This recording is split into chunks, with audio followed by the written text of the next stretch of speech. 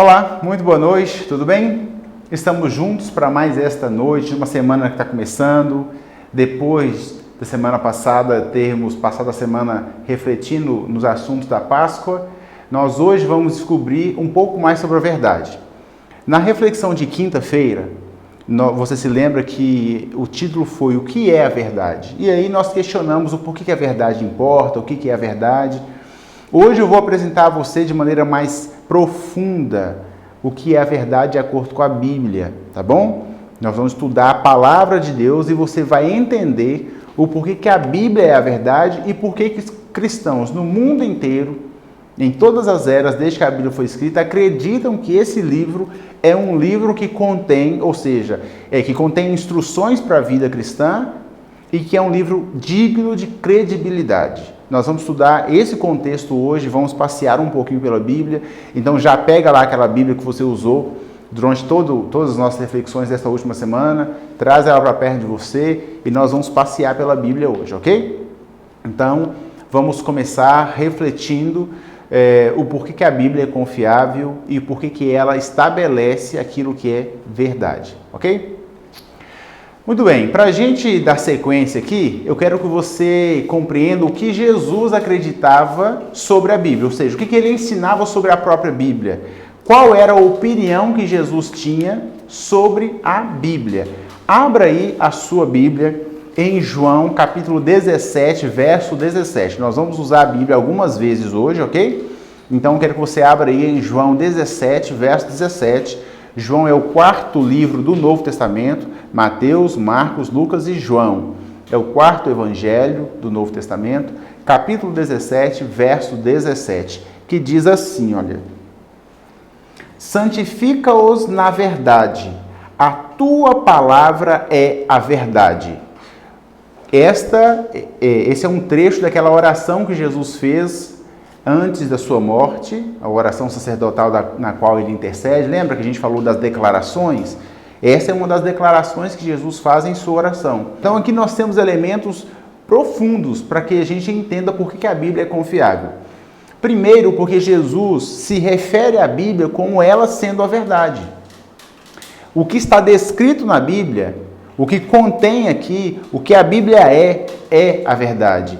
Como eu te disse na quinta-feira, a Bíblia é a verdade sobre nossa origem, nós viemos do poder criador de Deus, a sua imagem e semelhança. A Bíblia diz que nós nos tornamos pecadores. A Bíblia diz que existe a morte, que os seres humanos morrem, são mortais por causa do pecado. Mas a Bíblia também diz que Jesus morreu em nosso lugar, isso também é verdade. É verdade sobre as relações matrimoniais, sobre a relação familiar. É verdade sobre os princípios morais que governam o povo de Deus e o reino de Deus. Então a Bíblia é a verdade. Jesus diz: santifica-os na verdade, a tua palavra é a verdade. Outra coisa é que, além de a Bíblia ser a verdade, ela também é o agente santificador da vida dos filhos de Deus. Deus não pediu para você ler manifestos, ou ler um index de uma religião X, ou consultar a tradição da religião Y, não. Nós não precisamos de nada fora da Bíblia para compreender a palavra. Ela é, em si mesma, o agente santificador da vida dos filhos de Deus. Ele diz: santifica-os na verdade, a tua palavra é a verdade. Portanto, a Bíblia, a verdade, é o agente santificador da vida dos filhos de Deus. Junto com a oração, ela forma esse conjunto de elementos que dá poder ao ser humano para resistir ao mal, para ser protegido das más influências, ou seja, para ser protegido dos enganos do inimigo e, ao mesmo tempo, torna o ser humano apto para servir a Deus e também para viver no céu. Então a Bíblia é o agente santificador. Existe um pensamento que diz o seguinte: todo lugar vazio, todo espaço vazio será preenchido com algo. A mente vazia, nossos pais e avós disseram, mente vazia é a oficina do inimigo, de Satanás, não é? A Bíblia, ela preenche esse espaço na nossa mente, nos dando a capacidade de compreender qual é a vontade de Deus. Então, quando eu estudo a Bíblia, eu me torno capaz de compreender qual é a vontade de Deus. Ao mesmo tempo, através do estudo da Bíblia, meu caráter vai sendo remodelado, melhor dizendo, conforme a Bíblia chama de santidade. Santidade não é viver sem pecado. Santidade é ter as características de Jesus Cristo na sua vida, ok? E a Bíblia também é a verdade. Ela estabelece o que é verdade. E ela é uma verdade absoluta. Ou seja, a Bíblia é verdade para mim, para você que vivemos no século XXI, no Brasil. Ela é verdade para quem vive na América do Norte. Ela é verdade para quem vive na Ásia. Ela é verdade para quem viveu 1000 anos atrás. E ela continuará sendo verdade para quem viver daqui a 1000 anos. Ou seja, independente da cultura, do tempo ou do espaço geográfico, a Bíblia é a verdade. Ela não sofre oscilações. Deus disse que adultério é errado, é pecado. Isso era verdade há 1000 anos e continuará sendo verdade daqui a 2000 anos. Ou seja, é uma verdade absoluta. Há pessoas que não gostam, por exemplo, de mel. Outras gostam. Esse é um tipo de verdade relativa. Tem quem goste de mel, tem quem não goste de mel. Mas a Bíblia não dá para ser relativizada. A Bíblia é como é. Ela define quem é o ser humano, quem é Deus, como Deus salva. E ela é a verdade que, inclusive, transmite ao coração humano a salvação e a esperança de viver eternamente com Jesus. Cada vez que nós estamos estudando a Bíblia, o autor dela está presente. E então, à medida que a gente conhece esse livro, nós conhecemos também o autor dela, que é o próprio Deus, e ele se revela a nós através do estudo deste livro. Nós vamos seguir estudando e conhecendo um pouco mais sobre a palavra de Deus. Eu quero que você abra a sua Bíblia aí, no livro de 2 Timóteo, no capítulo 3. 2 Timóteo, capítulo 3. Quanto da Bíblia é importante? Quanto da Bíblia é confiável? Existem algumas pessoas que pensam que a Bíblia apenas contém a verdade, que ela não é toda a verdade. Vamos ver o que Paulo, escrevendo a Timóteo, diz sobre a Bíblia? 2 Timóteo, capítulo 3, verso 16, Timóteo está lá depois de Filipenses, Colossenses, um pouco antes de Apocalipse, que é o último livro da Bíblia. 2 Timóteo, capítulo 3, verso 16. Quanto da Bíblia é inspirado? Que porção da Bíblia é inspirada? E olha o que Paulo, inspirado por Deus, disse.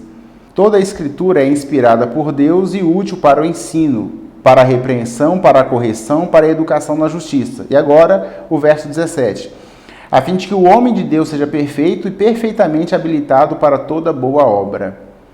Segundo o que Paulo está dizendo aqui em 2 Timóteo, capítulo 3, verso 16 e 17, a Bíblia toda é inspirada. Quando Paulo escreveu esse texto, o Novo Testamento estava em composição, ele estava sendo escrito, e o Antigo Testamento já estava escrito. O Antigo Testamento foi concluído 400 anos antes de Cristo, com o livro de Malaquias. Então, quando Paulo se refere a toda a Escritura, ele se refere àquilo que estava sendo escrito nos seus dias e aquilo que já era a substância da revelação de Deus para aquelas pessoas que eram o Antigo Testamento, que inclusive foi vastamente usado por Jesus. Okay? Então, toda a Bíblia é inspirada. A Bíblia foi escrita em aproximadamente 1.600 anos. Ela foi escrita por 40 pessoas diferentes. Começou a ser escrita no ano 1500 antes de Jesus e terminou de ser escrita aproximadamente no ano 100 depois de Cristo. O primeiro escritor da Bíblia foi Moisés e ele escreveu primeiramente o livro de Jó. Depois ele veio escrevendo os 5 primeiros livros da Bíblia, de Gênesis até Deuteronômio. O último escritor da Bíblia, a tradição atribui a João. João escreveu por último as cartas, o Apocalipse, e depois então o Evangelho de João, segundo a tradição, foi o último livro da Bíblia a ser escrito. O Evangelho que revela Jesus de uma forma divina, né? Porque João já tinha tido as imagens da ilha de Patmos do Apocalipse, e agora ele conhece um Cristo divino além do Cristo humano. Toda a Escritura, portanto, escrita em 1.600 anos, por 40 pessoas diferentes, muitas delas que não conviveram ao mesmo tempo, toda ela foi inspirada. E como nós podemos confiar que ela foi inspirada? Pensa comigo.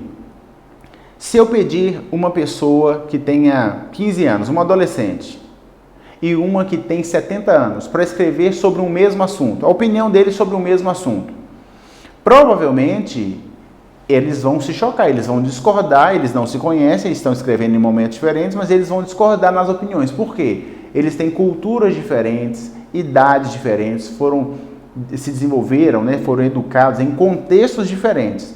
Então, eles vão ter opiniões contrárias, provavelmente. Isso não acontece com a Bíblia. Num espaço de 1.600 anos, 40 pessoas diferentes, elas não discordaram entre si em nada. O que isso significa? Que houve uma mente única que originou a Bíblia. E essa mente única é a mente de Deus, que através da inspiração se conectava com a mente dos profetas e dos escritores da Bíblia. Ele comunicava a vontade de Deus à mente do profeta e o profeta escrevia na sua própria linguagem. Então, você vai ter Lucas escrevendo na linguagem médica, porque Lucas era médico, e você vai ter Pedro escrevendo numa linguagem mais popular, porque Pedro era pescador.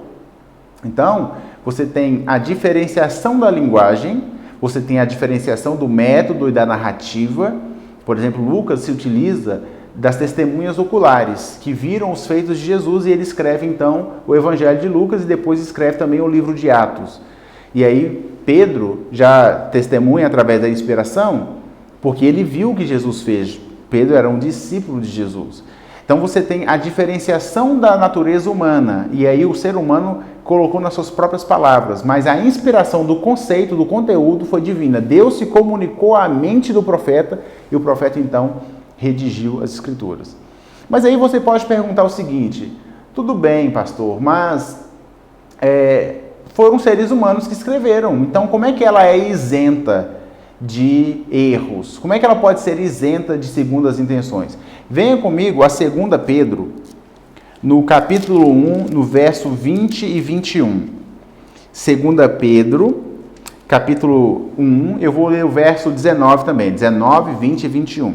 Diz assim, ó: temos assim tanto mais confirmada a palavra profética, e fazeis bem em atendê-la como a uma candeia que brilha em lugar tenebroso, ou seja, em lugar escuro, até que o dia clareie e a estrela da alva nasça em vosso coração.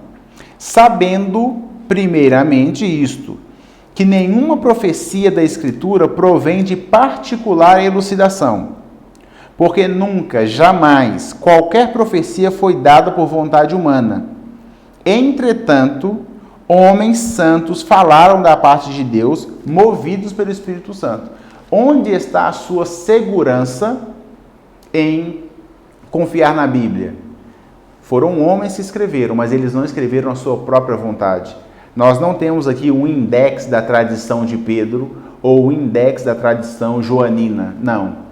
Eles não eram quaisquer homens. Eles eram homens que se separavam das práticas comuns de sua sociedade. Não eram homens banais, não eram homens imorais, eram homens que se dedicavam a servir a Deus. E além disso, o Espírito Santo os inspirou, de forma que o Espírito Santo foi o agente condutor para que na fragilidade humana eles não cometessem erros.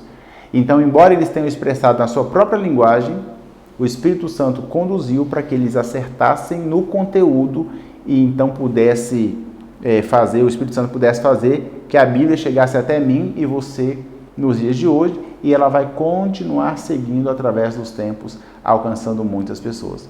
É fascinante estudar a Bíblia, não é? É muito bom estudar a Bíblia. Agora, tem uma parte da Bíblia que não foi escrita por seres humanos.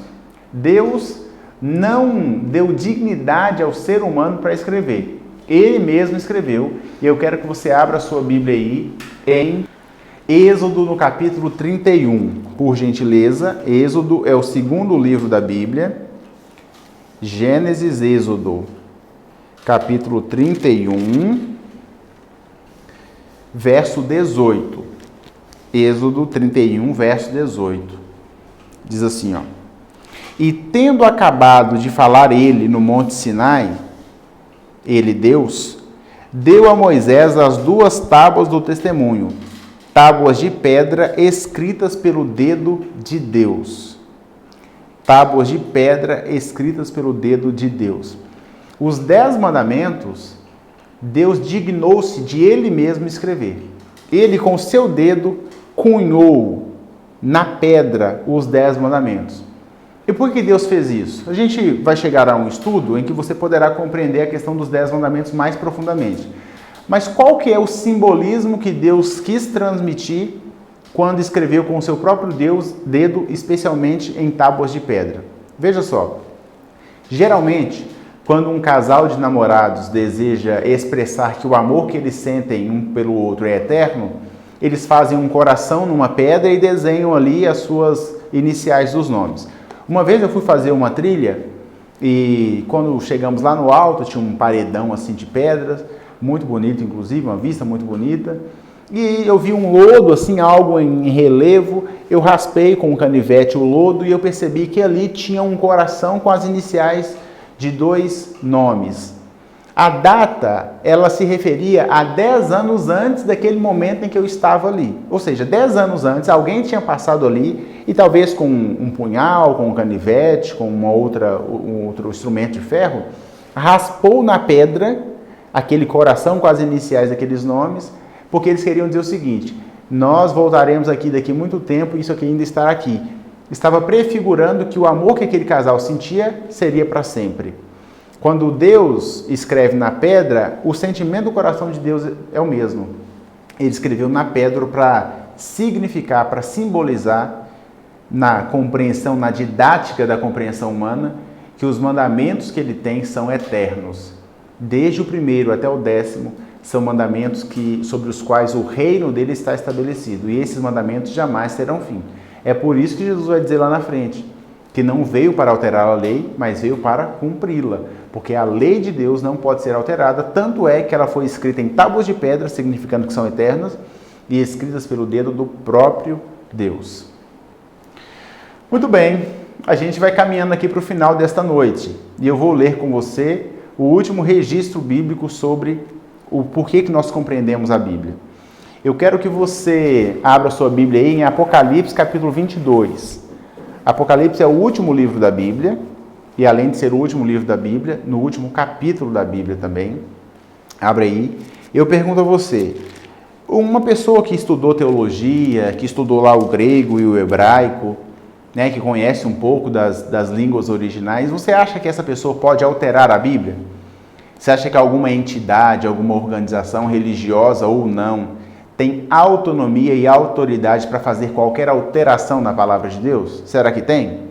Veja o que a própria Bíblia diz aqui em Apocalipse 22, 18 e 19. Diz assim, ó: Eu, a todo aquele que ouve as palavras da profecia deste livro, testifico. Se alguém lhes fizer qualquer acréscimo, Deus lhe acrescentará os flagelos escritos nesse livro. E se alguém tirar qualquer coisa das palavras do livro dessa profecia, Deus tirará a sua parte da árvore da vida, da cidade santa e das coisas que se acham escritas neste livro.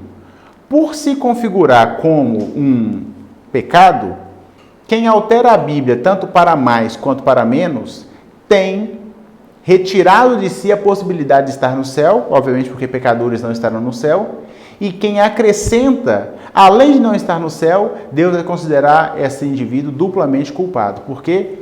Porque Deus garante a fidedignidade do seu texto. Deus não tem segundas intenções, Deus não tem interesses oriundos aí das mentes tenebrosas, né? Do universo tenebroso, não. Deus quer unicamente se revelar a seus filhos, e Ele quer também que os seus filhos cheguem ao conhecimento de quem Ele é, para que esses filhos possam estar no céu com Ele para sempre. Se alguém faz alguma alteração, se alguém perverte o texto bíblico, seja na grafia, seja na gráfica, ou no ensino, na verbalização, se alguém perverte isso, este alguém está cometendo um ato muito sério contra a palavra de Deus, e então Deus adverte que ninguém faça isso. A Bíblia é um livro fiel, e Deus então, Ele garante que a Bíblia vai chegar íntegra para você, e todo coração sincero que se voltar para este livro terá a revelação de um Deus gracioso, um Deus poderoso, um Deus que ama e um Deus que salva. Deus não está brincando de esconde-esconde, eu te disse. Deus, Ele tem alegria em se revelar, em ser próximo. Afinal de contas, o grande prazer do Pai Celestial é ter você bem perto dele. Hoje, a forma que nós temos de estar perto de Deus é estudando a Bíblia e orando. Muito em breve, nós não precisaremos muito mais da Bíblia e não precisaremos orar. Por quê? Porque nós estaremos na presença dele. Ele vai falar as palavras dele direto para o seu ouvido, direto para os seus olhos, e ele também vai ouvir você. Você não vai mais precisar fechar os olhos ao orar. A gente fecha os olhos por uma questão de tradição para a gente se concentrar melhor e imaginar a conversa com Deus. Mas quando a gente estiver lá no céu, a gente não vai precisar de Bíblia e a gente também não vai precisar orar de olhos fechados, porque a gente vai orar falando nos olhos de Deus, a Bíblia terá se cumprido e então nós estaremos com Ele para sempre. Que Deus te abençoe, que o estudo da Bíblia lhe seja satisfatório e que você aproveite a revelação da verdade sobre você, a fim de que Deus seja o seu Pai e que você seja filho de Deus. Um grande abraço e até mais.